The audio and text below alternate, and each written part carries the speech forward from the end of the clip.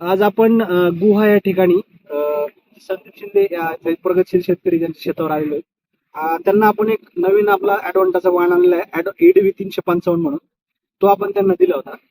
तर आपण शेतकऱ्यांकडून जाणून घेऊ की EDV 355 त्यांना कसा वाटला आणि त्यांनी बाकीचे आपल्या वाणासोबत बाकीचे नामांकित कंपनीचे पण वाण लावलेले आहेत. इकडं 3 वाण लावलेले आहेत ॲडव्हान्टाचा. आपला एक आणि अजून नामांकित कंपनीचे 2 वाण लावलेले आहेत.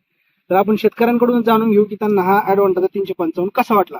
दादा, आपले जे शेतकरी आहेत त्यांना सांगा की 355 मध्ये तुम्हाला काय चांगलं वाटलं. कोबी छान आहे. 55 ते 60 दिवसात तयार होती. करप्याला पण सहनशील आहे. जास्त पावसात तर सगळ्याच कोबीला प्रॉब्लेम येतो. पण मग लवकर घट्टपणा येतो. घटतो एकदम मापात आहे. जास्त मोठा पण नाहीये. एकदम एकसारखे गट्टे तयार होतात. ओके. आणि रोगासाठी कशी वाटते नाही, तुम्हाला? रोगाला काही नाही अडचण एवढी. म्हणजे किडीला त्याला सहनशील आहे एकदम म्हणजे. दुसरे काही आहे. आता शेतकरी बंधूंनो, इकडे तुम्हाला दाखवतो. इकडे प्रचलित कंपन्यांचे वाण आहेत दुसरे. तिकडे ते पण लावलेले आहेत त्यांनी.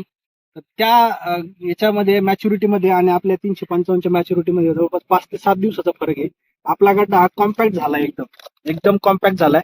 आणि बाकी त्या दुसऱ्या व्हरायट्यांमध्ये अजून म्हणजे फक्त राऊंडच झालाय, अजून त्याचा कॉम्पॅक्टनेस नाही. त्याच्यावरून आपल्याला दिसतंय की आपला गड्डा लवकर येतोय, अर्लीनेस आहे आणि कॉम्पॅक्ट होतोय गड्डा आणि रोगासाठी पण सहनशील आहे. तरी बाकीच्या शेतकऱ्यांना दादा तुम्ही काय सांगाल भाऊ, की वाण लावण्याबद्दल तुम्ही काय सांगाल? नाही, वाण चांगला आहे. झटपट येतो.